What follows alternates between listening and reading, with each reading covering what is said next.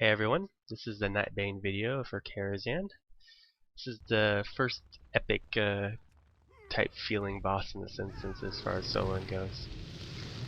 For the pull, if you notice there, I started out feigning with my pet parked in a certain spot. There's a just up and to the right of me, there's a little urn on the ground. That's actually what you click on to start the event.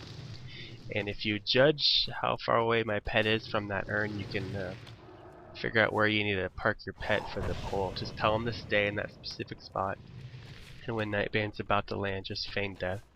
What that does is get your pet into a spot that will make it so that his flame breath and his tail whip are not in any form of injury for you. His flame breath deals about 10,000 damage and leaves a dot on you. And his tail whip is just annoying and knocks you down and stuff, and it's no good.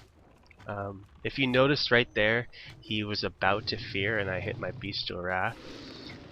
There is a cast bar for his fear, and I would highly suggest saving your Bestial Wrath for each and every fear. So whether or not it's a DPS increase or loss based on saving it, I would definitely save it for that fear, because trying to position your pet into the right spot again is just annoying. Anyway, at 75%, he's going to fly up into the air and summon these little adds. They hit you for, there's something hitting you for about 160 damage. Don't worry about that. What I do is I feign death while these guys are spawning, so that they all go to my pet, and then I just misdirect a volley to them and kill them as soon as possible. Nightbane is going to be damaging you with a flame attack the entire duration that these are up, so you want to kill them as soon as possible. These adds have a stun, I noticed, that tends to incapacitate your pet from time to time. But anyway, just kill them as soon as possible, and when he's landing, just tell your pet, put him on passive so he goes back to that original spot, and heal him up. And if he's not facing the right way, you can use Eyes of the Beast like so, and turn him so that his flame breath isn't in danger of getting you. Remember, any one flame breath is going to kill you, so you can't get hit by that. Well, if you'll notice, there's a charred area of coal on the ground. That you definitely want to stay out of. It adds damage taken by you. It's avoidable.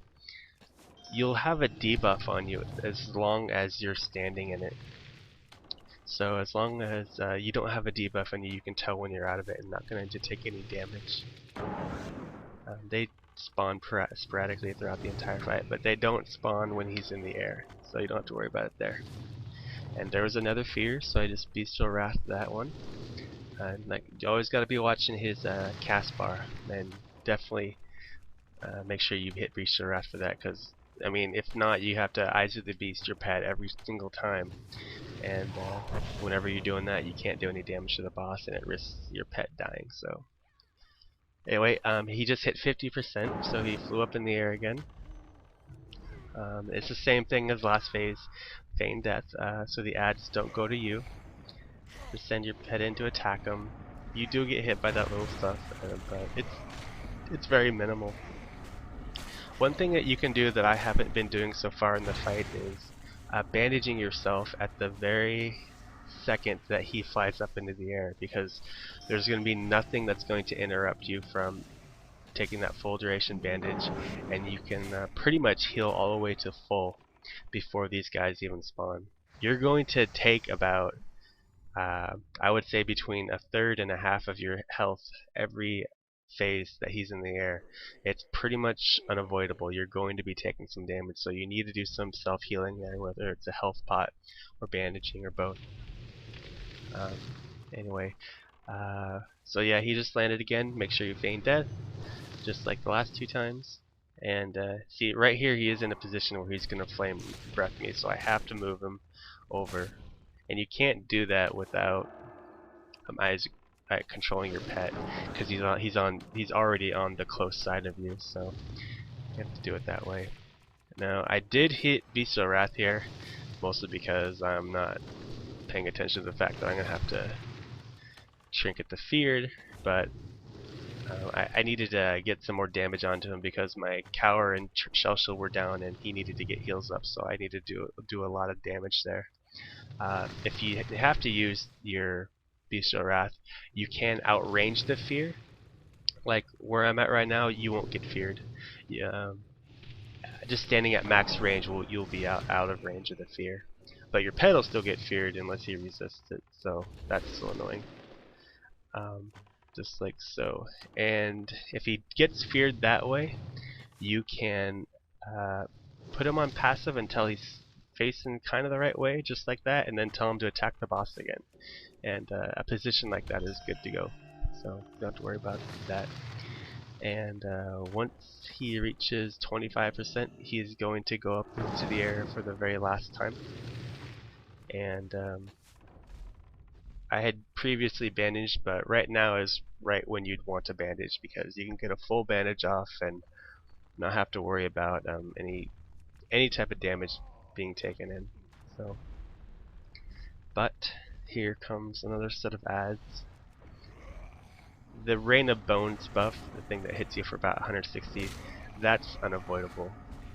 You're going to take that, but as you can see, it doesn't really do that much damage. It's the Searing Cinder that deals more damage to you. It's another dot that he puts on you pretty much right when you get out of it. But just misdirect a volley, and they'll all stay on your pet, assuming he doesn't get stunned, and they should die pretty quickly. And that's the extent of the fight. It's just rinse and repeating the down phase and the up phase, and making sure you're doing everything you can to avoid the damage that's avoidable, and using your cower and shell shield every chance you can get.